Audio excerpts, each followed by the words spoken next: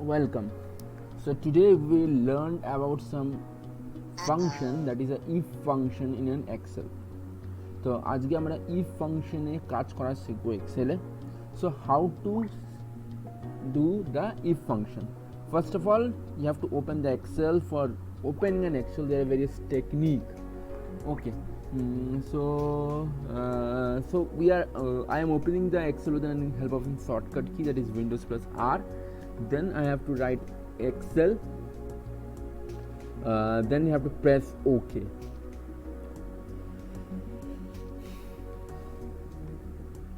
Once I press OK, the Excel will get opened. So that's a shortcut key. I think you knows that how to open Excel with the help of a shortcut key. Then after opening an Excel, you have to click on the blank workbook. It will open the blank workbook. Okay, so now today we'll get to know about the if function. So if function is a very important function in the Excel. It checks whether the condition is true or whether the condition is false. Suppose for an example I am writing, so suppose think like that you have to make some decisions. So where you have to make some decisions, that time you have to use the if function. Okay, so first of all, think like that. Suppose you are deciding something, that you are going, we will come to the class or we will not come to the class. তুমি ক্লাসে আসবে কি আসবে না. So that time you will decide upon the situation. Suppose if it is raining heavily, that time you thought like that, no, I will not come to the class. But it is not raining, then you will come to the class. That time it is based on the decision. Okay, if anything is based on the decision, that time you have to use the if function. So suppose if it is rain and if it is not rain, there are two conditions. If it is rain and if it is not rain. So I am showing some example, and after that we will do practically with some result sheet. Okay, so if it is rain and it is not rain, okay, think like that. So equal to, first of all, to start any function in Excel, we know that we have to press equal to. Therefore you have pressed that we have placed equal to. Then we have to select the condition. If it is rain, if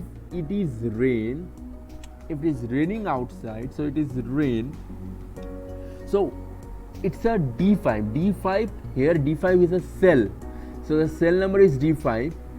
And if it is raining,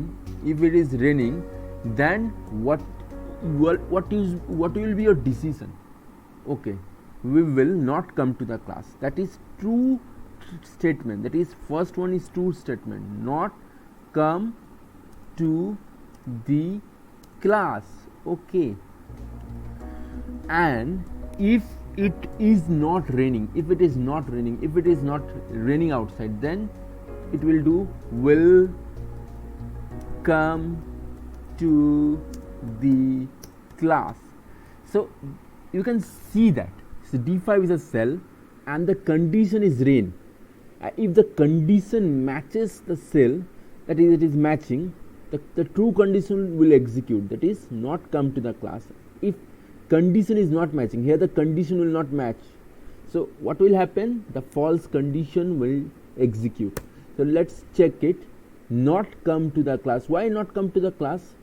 So I am dragging it downside and it will come to the class. So D5 is a cell and the condition is rain, so it is matching the condition.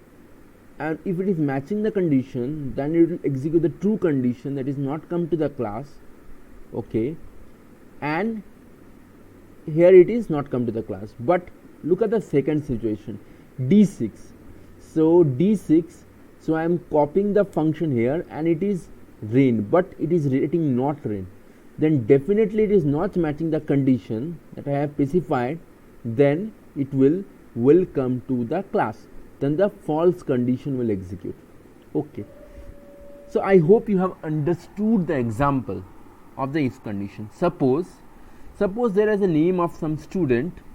Okay, so I am writing the name in the name, and there is a marks of some subject, that is subject 1, and I am making it with subject 4.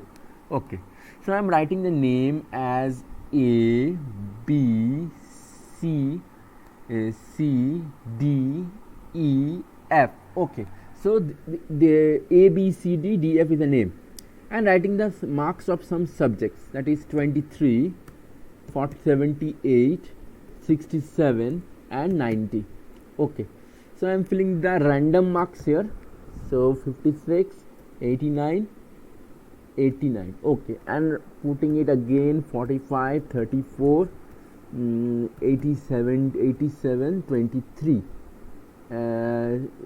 60, 56, 78, 85, 78.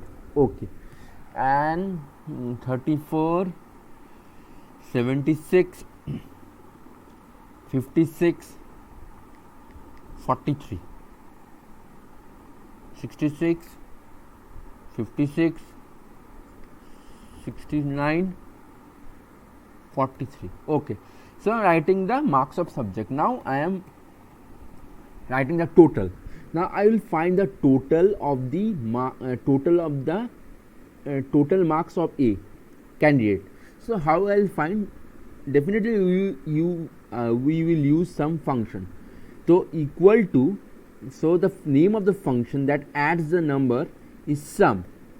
So sum is a function. I hope your previous teacher has taught you about the sum. So I am writing sum, and there is a marks on some subjects, that is subject 1 to subject 4.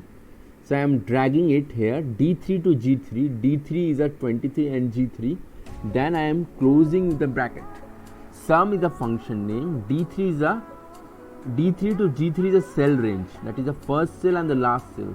The first cell and the last cell difference is a range. Okay, so D3 to G3 and 87, and after that just you have to do that, and you have in the plus sign, if I double click, the function will copy and I am getting the total. Similarly, and now I am using the if function. So, and suppose I want to find whether the candidate is pass or fail. Okay, so the pass and fail criteria will be based on the total. If I assume that the person who have achieved the total greater than 230 is only the pass candidate, and below, that is above 230, that is pass, and below 230, that is fail. Below 230 we can say it is a fail.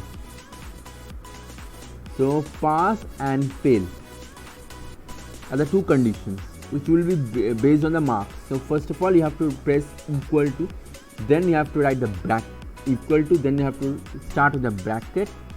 That's the total, that is the total is H3.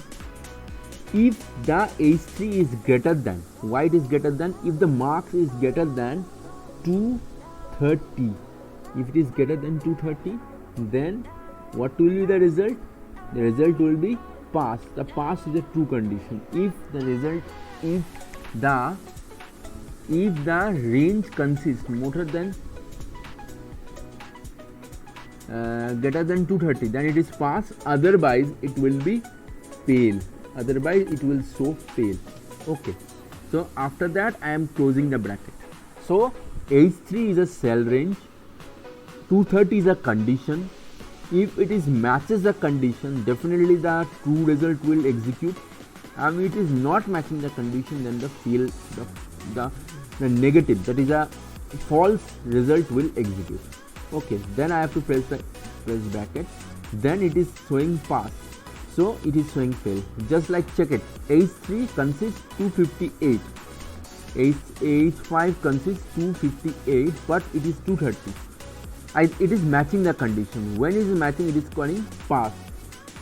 Here it is also matching because it is greater than 230, but here which is 189. So 189 is less than 230.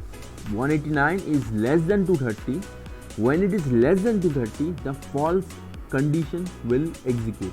So in this way we can, with the help of an if condition, if you want to take some decision regarding certain condition, if you want to take decision regarding something, that time you have to use if function. Here I have shown one example how to use if function in a result. So the conclusion comes in a mind that if function is a function that checks whether the condition is true or whether the condition is false. Based on that, it provides a result. Okay, so it helps to check any decision. Whenever we have to take any decision, that time we have to use the if function. Okay, I hope you have understood the if function. If you have any query or any doubt, you can contact me in my WhatsApp number, and next day we'll proceed with the nested if function. Nested if is in the next topic that I will cover. Here I will use multiple if to come with certain decision. Okay, thank you. That's it for today.